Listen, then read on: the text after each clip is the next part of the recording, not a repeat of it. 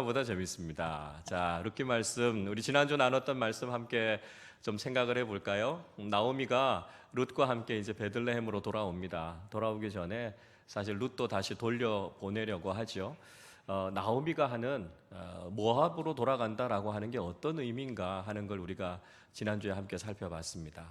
과거의 삶으로 하나님 없는 삶으로 돌아가는 것이다 하는 이야기를 같이 나눴죠. 여러분, 우리가 삶이 아무리 힘들고 어려워도 하나님 없는 과거의 삶으로 돌아가서는 안 된다라고 하는 걸 우리가 기억해야 되는 것이죠. 지금 힘들고 어렵지만 그러나 우리가 붙잡고 의지하고 따라갈 분은 하나님밖에 없다라고 하는 것을 우리가 다시 한번 고백하게 된다는 것이죠. 자, 룻이 나오미를 따라가게 됐던 아주 중요한 결정적인 이유가 됐던 말이 무엇이었습니까? 어머니의 하나님이라고 하는 이야기였습니다. 그러니까 그 삶의 상황 속에서 나오미가 섬기는 하나님, 그를 통해서 룻은 하나님이 어떤 분이신지를 알게 된 것이죠. 단지 인간적인 결단이 아니라 신앙적인 결단이었습니다. 단지 나오미를 따라간 것이 아니라 하나님을 따라간 것이었죠. 그래서 우리가 살아가고 있는 이 신앙의 모습 속에서 우리가 많은 사람들에게 신앙의 본을 보여줄 수 있는 거죠. 우리가 믿고 살아가고 있는 하나님이 어떤 분이신지를 우리가 신앙생활하는 것들을 통해서 보여주게 되는 것입니다.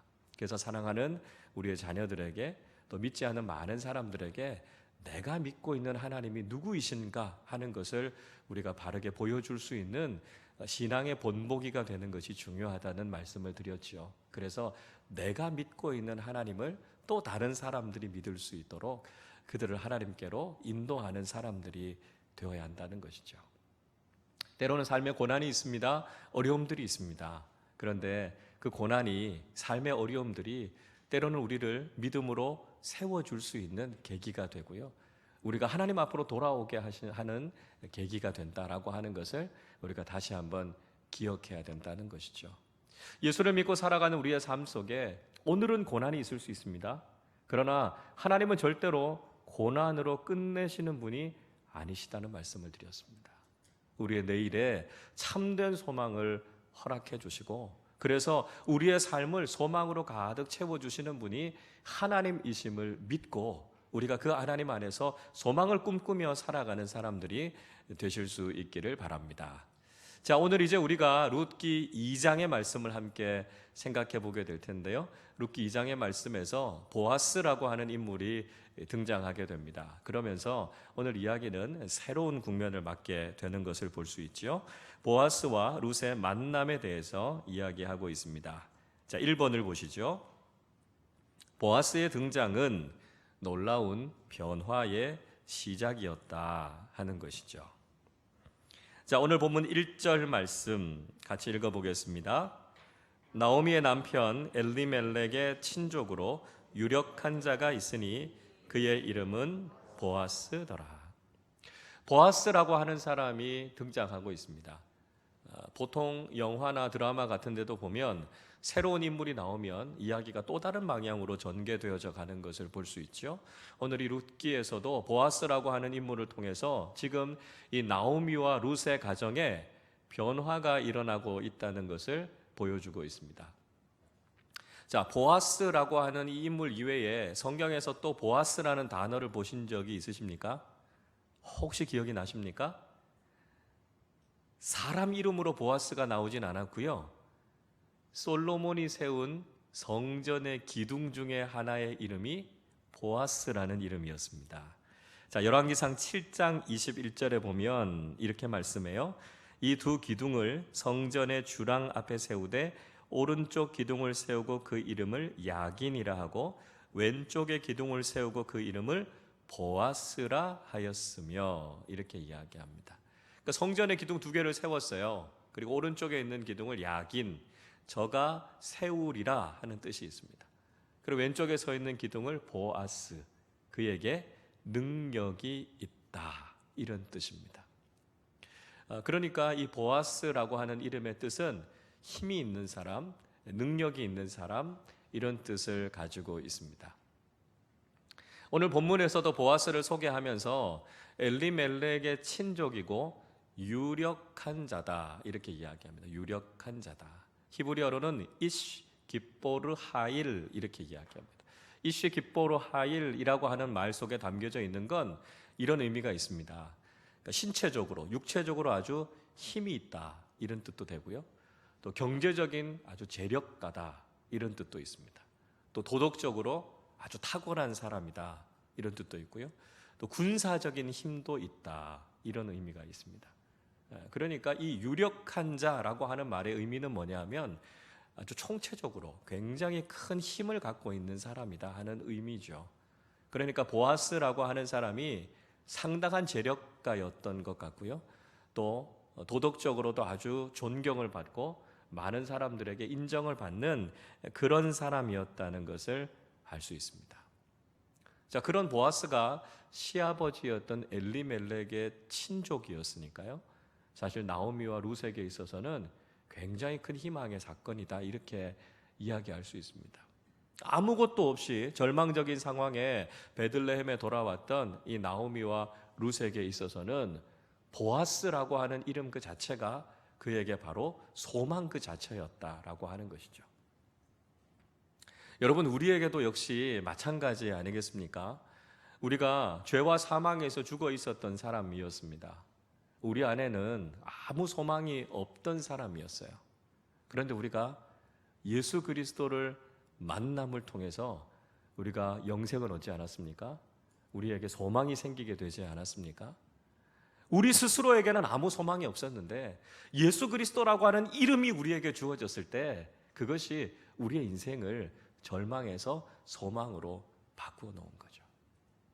그래서 룻이 보아스를 만나면서 그의 인생이 바뀌어졌던 것처럼 우리가 예수 그리스도를 만나서 우리의 인생이 완전히 바뀌어진 거 아닙니까? 그래서 우리의 희망이 되시는 예수 그리스도, 주님을 우리가 만나게 된 것이 우리 인생의 가장 소중한 사건이고 가장 놀라운 변화다라고 하는 것을 우리가 잊지 말아야 한다는 것입니다. 자, 2번을 보시죠. 룻은 이삭 줍기를 하겠다 이렇게 결심하고 있습니다. 자, 2절 말씀 우리 같이 한번 읽어보겠습니다. 모압 여인 룻이 나오미에게 이르되 원하건대 내가 밭으로 가서 내가 누구에게 은혜를 입으면 그를 따라서 이삭을 줍겠나이다 하니 나오미가 그에게 이르되 내 따라 갈지어다 하매. 자, 베들레헴으로 돌아온 나오미와 룻은요 사실 경제적으로 할 수 있는 것이 별로 없었습니다.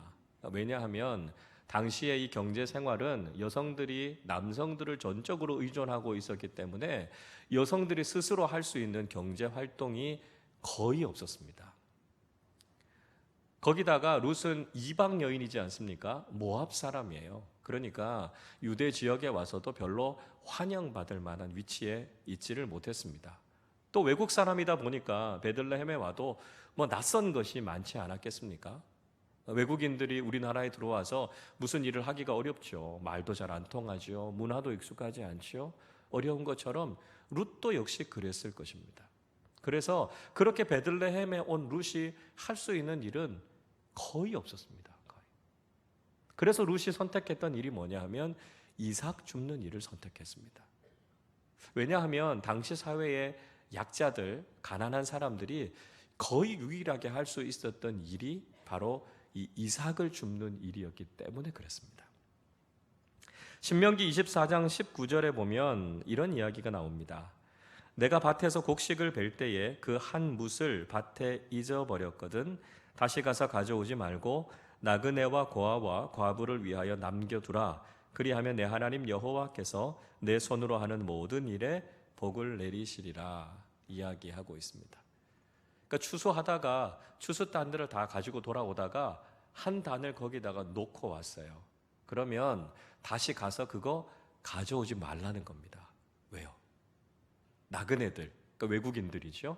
또 고아들, 과부들, 그러니까 당시의 사회의 가장 약자들이 거기서 이삭을 주울 수 있도록 그거 그냥 놔두고 오라는 것입니다. 그렇게 하면 하나님께서 너의 삶에 복을 주실 것이다 이야기하고 있습니다. 그러니까 룻이 이걸 알고 있었던 거죠. 그래서 자신은 이삭을 주우러 가겠다 이렇게 어머니에게 이야기하고 있는 것을 볼 수 있습니다. 어떻게 보면 하찮은 일이죠. 보잘것없는 일이죠. 주어져 있는 상황에 룻이 불평할 수도 있었을 것입니다.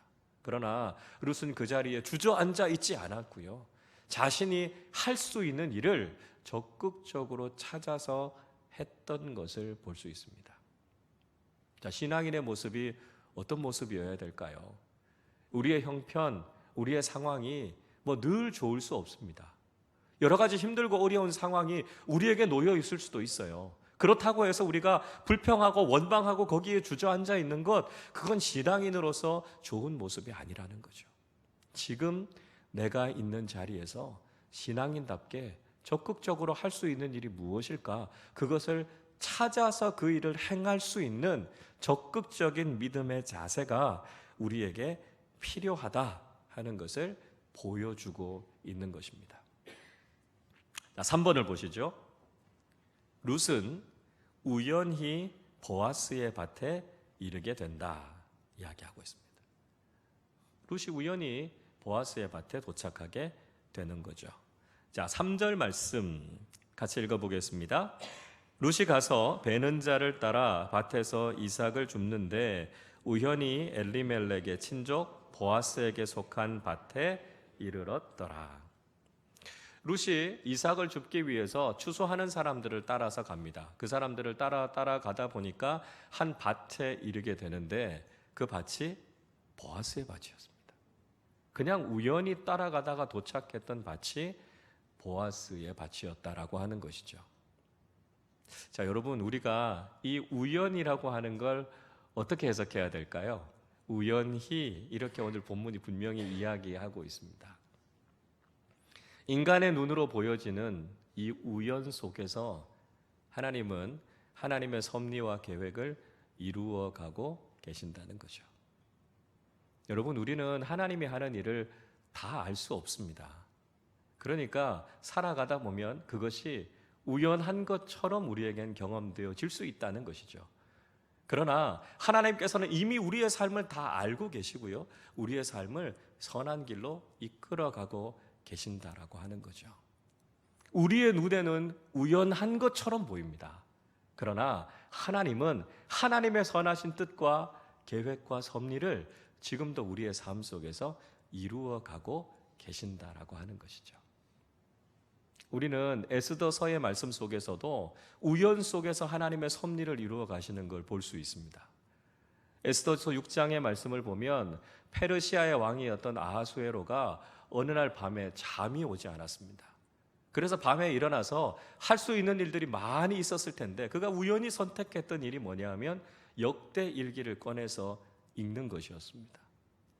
역대일기를 꺼내서 신하보고 읽으라고 하다 보니까 우연히 펼친 장면이 무엇이었냐면 과거의 내시들이 자기를 모함해서 자기를 배신해서 죽이려고 했던 사건이 있었고요.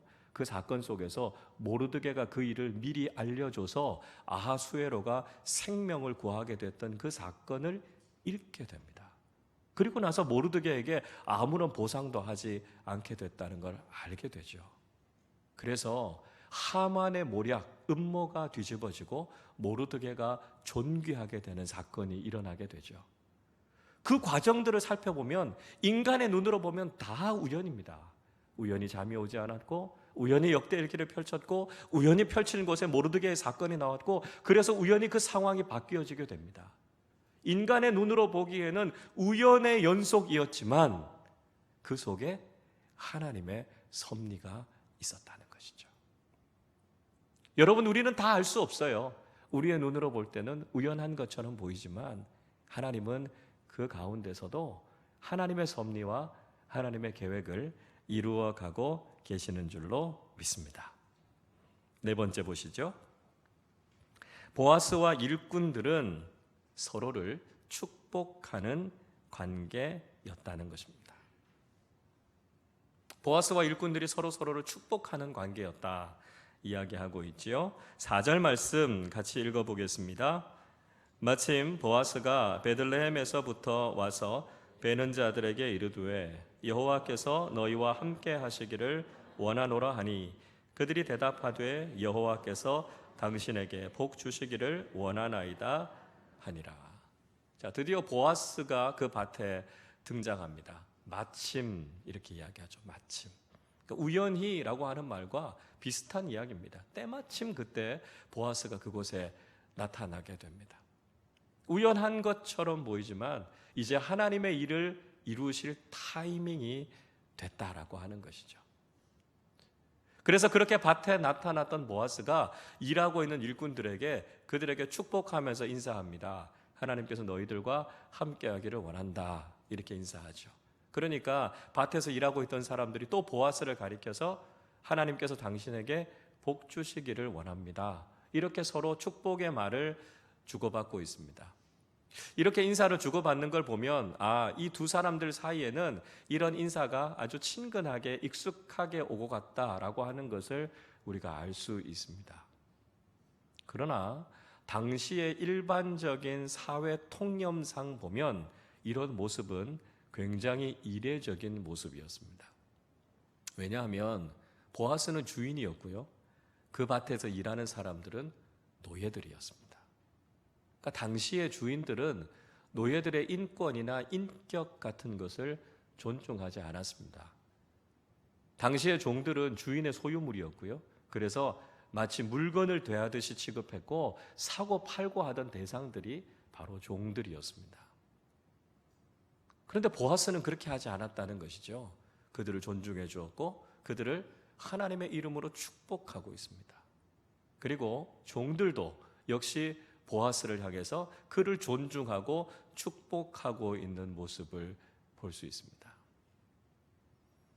여러분, 세상을 살아가는 우리 그리스도인들의 삶의 모습이 이런 모습이 되어야 한다는 것이죠. 우리가 누구를 만나든지 우리는 진심으로 예수 그리스도의 이름으로 서로를 축복하는 관계가 되어야 한다는 것입니다. 사회가 차가워져 가고 있습니다. 불안해져 가고 무서워져 가고요. 관계들이 깨어지고 있습니다. 사람들이 서로 만나면 축복하기보다는 서로를 저주하고 다투는 그 관계들 속에 있을 때 우리 그리스도인들이 어떻게 살아야 되겠는가라고 하는 거죠. 우리는 그리스도의 이름으로 사람들을 축복하고 세워주는 일들을 해야 된다는 것이죠. 우리 그리스도인들 때문에 사회가 따뜻해져야 되고요. 우리 그리스도인들 때문에 하나님의 축복이 많은 사람들에게로 흘러가게 해야 한다는 것이죠. 오늘 보아스가 보여주고 있는 이 삶의 모습이 바로 우리가 이 세상을 살아가면서 실천해야 될 모습이라는 것을 우리는 기억해야 한다는 것이죠. 5번 보시죠. 룻은 성실하게 자신이 할 일을 감당했다 하는 것입니다. 7절 말씀 같이 읽어보죠. 그의 말이 나로 베는 자를 따라 단 사이에서 이삭을 줍게 하소서 하였고 아침부터 와서는 잠시 집에서 쉰 외에 지금까지 계속하는 중이니이다. 자, 룻이 어떤 모습으로 밭에서 일하고 있었습니까? 그곳에서 같이 일하고 있었던 사람이 룻에 대해서 이렇게 이야기하죠. 아침부터 와서 잠깐 쉰 것 말고는 계속해서 일하고 있습니다. 이야기하고 있습니다. 이삭 줍는 일, 보잘것없는 일이었습니다. 하찮은 일이었어요. 그러나 룻은 아주 성실하게 자기 자신에게 주어져 있는 일들을 잘 감당해내고 있었던 것을 볼 수 있습니다. 그리스도인에게 요구되는 중요한 삶의 태도가 있다면 바로 이 성실이라는 거죠. 우리에게 어떤 일들이 맡겨든지 간에 내게 맡겨주신 일을 마치 하나님이 맡겨주신 일처럼 생각하고 성실하게 그 일을 감당해낸다라고 하는 것이죠. 그것이 우리가 가져야 되는 삶의 모습이다라고 하는 것이죠. 자, 그렇게 밭에서 일을 하다가 보아스와 룻이 만나게 됩니다. 성경을 읽어보면 그 만남이 굉장히 우연한 만남인 것처럼 보여지지만 사실 가만히 다시 따져보고 생각하면 이거 굉장히 필연적인 만남이라는 생각이 듭니다. 만나야 될 사람들이 만난 게 아닌가 이런 생각이 듭니다. 자, 여러분 한번 생각해 보십시오. 보아스라고 하는 사람, 사람들에 대해서 관심을 갖고 있었습니다. 관계를 굉장히 중요시 여기는 사람이 보아스였습니다. 그저 대충 대해도 되는 종들에 대해서도 그는 그들을 존중해주고 그들에 대해서 관심을 가지고 지켜보고 살피는 사람이 보아스였습니다. 룻은 어땠습니까? 룻은 하루 종일 자신의 자리에서 성실하게 일하고 있었기 때문에 누가 봐도 룻은 사람의 눈에 띄는 사람이었습니다. 자, 보아스는 사람들에 대해서 관심을 가지고 살피는 사람이었고요. 룻은 성실하게 그 자리에서 일을 해서 누구에게나 눈에 띄는 사람이었다면 보아스와 룻이 만나게 된 건 단순한 우연이라고 할 수 없다라고 하는 거죠. 아, 만나야 될 사람이 만났구나. 사람에 대해서 관심을 가지고 있는 사람과 자신의 삶을 성실하게 살아가는 사람, 어떻게 보면 하나님 안에서 만날 수밖에 없는 사람이 만났구나 하는 것을 알 수 있습니다. 여러분, 만남이라고 하는 것은 우리의 노력을 통해서 우리의 계획대로 되는 것은 아닙니다. 하나님께서 우리에게 주시는 축복이죠. 그러나 우리가 삶 속에서 좋은 만남을 경험하면서 살아가기 위해서는 우리에게 믿음의 사람답게 살아가는 모습이 필요하다라고 하는 것이죠. 우리가 그런 믿음의 삶을 살아가다 보면 하나님께서 반드시 만나야 될 사람들을 만나게 하시는 거죠. 그리고 그 만남이 우리에게 얼마나 큰 축복이 되는지를 우리의 삶 속에서 경험하게 하신다는 것입니다.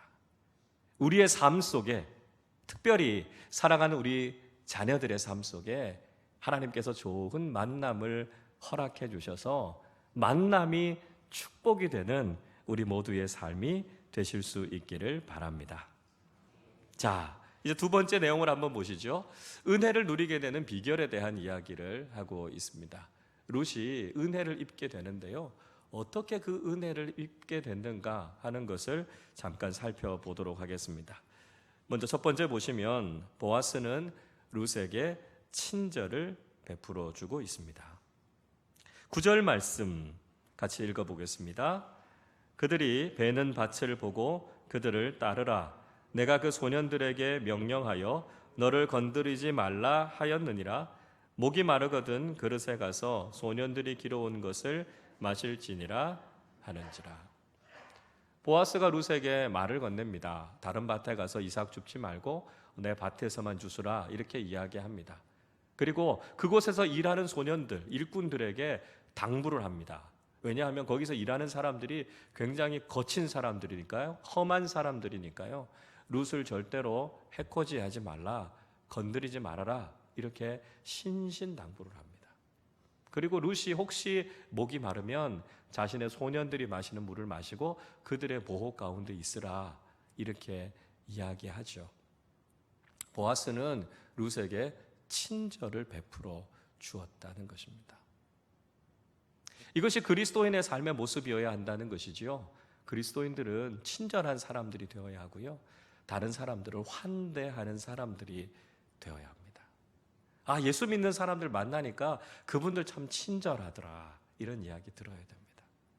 우리를 찾아오는 사람들이 있지 않습니까? 우리 교회를 방문하는 사람들이 있지 않습니까? 그러면 그분들을 따뜻하게 환영하고 환대하고 맞아줄 수 있는 사람들이 되어야 한다는 것이죠. 그것이 그리스도인의 삶의 모습이어야 한다는 것입니다.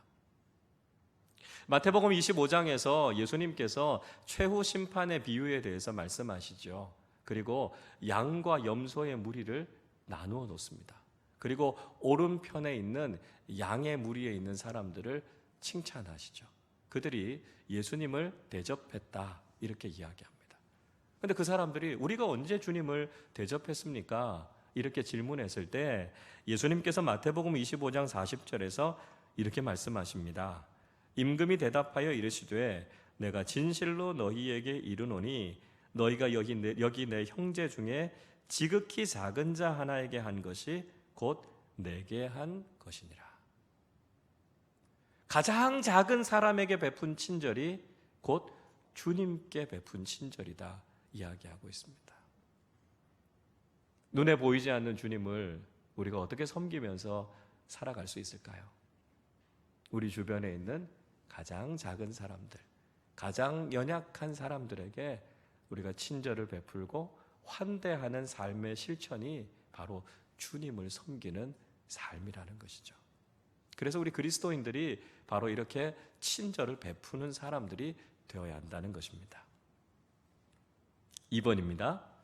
룻은 자신이 은혜를 받을 자격이 없다고 말합니다. 10절 말씀 같이 읽어보겠습니다. 룻이 엎드려 얼굴을 땅에 대고 절하며 그에게 이르되 나는 이방 여인이거늘 당신이 어찌하여 내게 은혜를 베푸시며 나를 돌보시나이까 하니. 보아스가 자신에게 베풀어 준 친절과 은혜에 대해서 룻은 의아해하죠. 그리고 이야기합니다. 저는 이방 여인인데 왜 저에게 은혜를 베풀어 주십니까? 이야기합니다. 이방 여인이라고 하는 말의 뜻이 뭘까요? 나는 이런 친절과 은혜를 받을 만한 자격이 없는 사람입니다 하는 이야기가 나는 이방 여인입니다 라고 하는 이야기입니다. 여러분, 우리는 이 말 속에서 우리가 은혜가 무엇인가라고 하는 것, 우리가 어떻게 은혜를 경험할 수 있는가 하는 걸 알게 되죠. 은혜가 뭡니까? 은혜는 자격 없는 사람들에게 무조건적으로 베풀어 주시는 하나님의 사랑과 자비가 은혜입니다. 우리는 받을 자격이 없어요. 그러나 하나님께서 우리에게 일방적으로 베풀어 주시는 사랑, 그게 은혜라는 거죠.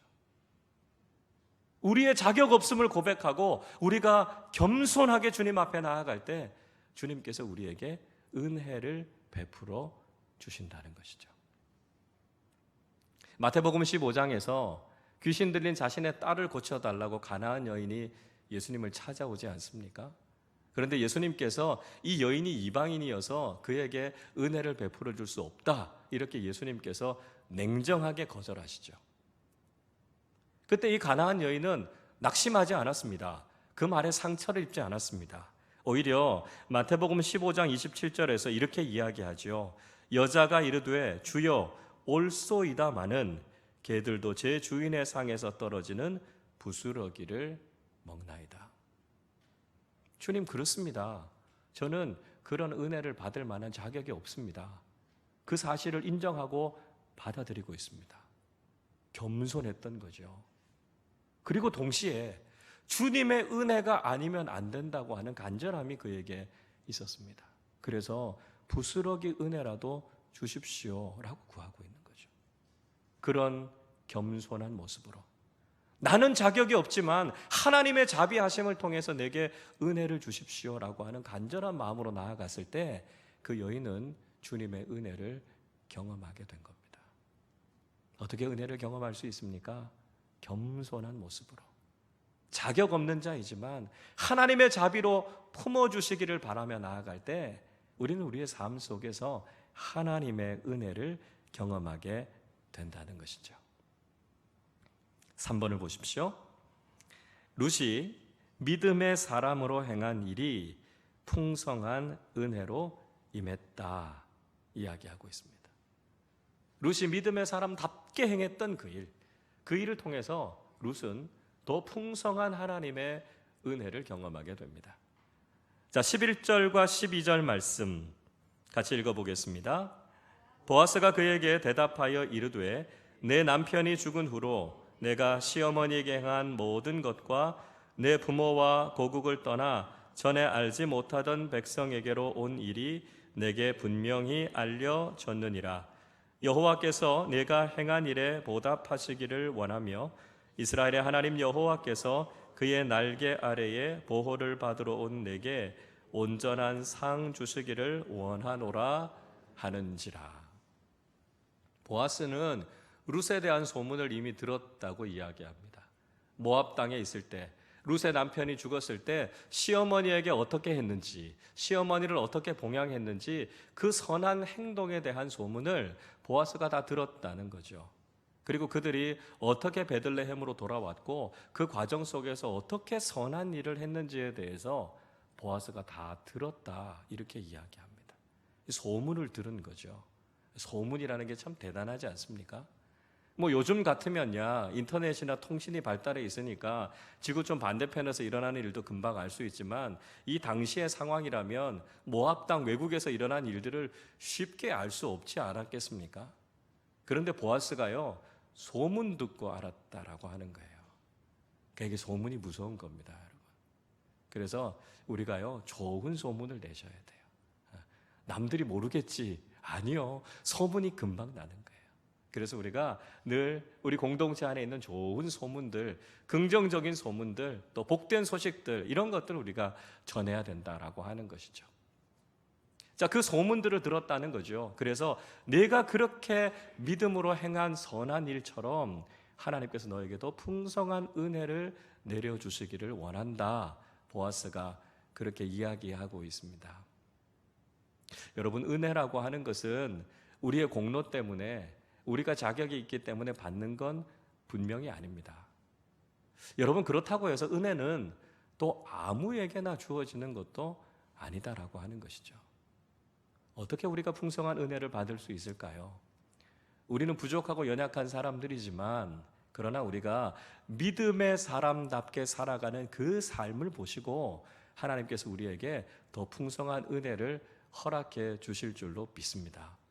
우리가 충분히 그런 은혜를 받을 만한 자격이 있기 때문이 아니라, 우리가 연약하지만 믿음으로 한 걸음 한 걸음 주님을 따라 나아갈 때 주님께서 그 삶을 바라보시고 우리의 삶에 놀라운 은혜와 상급을 허락해 주실 줄로 믿습니다.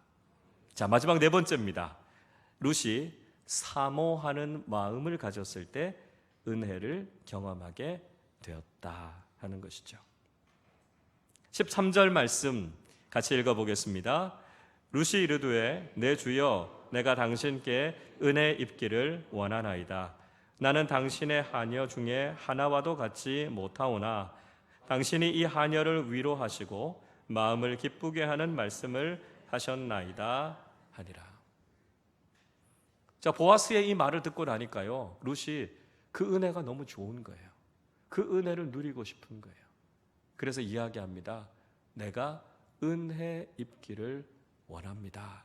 이야기하고 있습니다. 자, 어떤 사람들에게 은혜가 임하게 됩니까? 간절하게 사모하는 사람들에게 하나님의 은혜가 임하게 됩니다. 하나님의 은혜 아니면 살아갈 수 없습니다. 하나님의 은혜가 꼭 필요합니다. 간절하게 사모하는 사람들에게 하나님 은혜를 주신다는 거예요. 하나님 은혜 주셔도 좋고요, 안 주셔도 그만입니다. 이렇게 생각하고 살아가면 하나님 은혜를 누리기가 어렵습니다. 내 삶의 매 순간순간마다 하나님의 은혜 아닌 것이 없고, 나는 하나님의 은혜가 아니면 한순간도 살아갈 수 없습니다. 그 사모하는 마음, 그 간절한 마음이 있을 때 하나님께서는 우리에게 풍성한 은혜를 허락해 주신다는 것이죠. 시편 107편 9절에 이렇게 말씀합니다. 그가 사모하는 영혼에게 만족을 주시며 줄인 영혼에게 좋은 것으로 채워 주심이로다. 아멘. 누가 은혜를 누립니까? 사모하는 영혼이요. 어떤 사람에게 하나님께서 은혜를 채워 주십니까? 줄인 영혼에게 채워 주신다고요. 우리가 하나님의 은혜를 사모하고 하나님의 은혜에 갈급해 있을 때 하나님께서 우리의 삶에 풍성하게 채워주시는 하나님의 은혜를 경험하게 된다는 것이죠. 여러분, 가난한 마음으로 하나님 앞에 나아가실 수 있기를 바랍니다. 세상에 다른 것이 아니라 하나님의 은혜로 우리 자신을 채워주시기를 사모하는 마음으로 나가실 수 있기를 바랍니다. 갈급한 심령으로 사슴이 시냇물을 찾는 것과 같은 그 심정을 가지고 주님 앞에 나아갈 때 하나님께서 우리의 삶에 풍성한 은혜를 채워주실 줄로 믿습니다. 날마다 하나님의 그 귀한 은혜를 사모하고 주님 앞에 나아가 풍성한 은혜를 누리는 우리 모두가 되시기를 주님의 이름으로 축원합니다.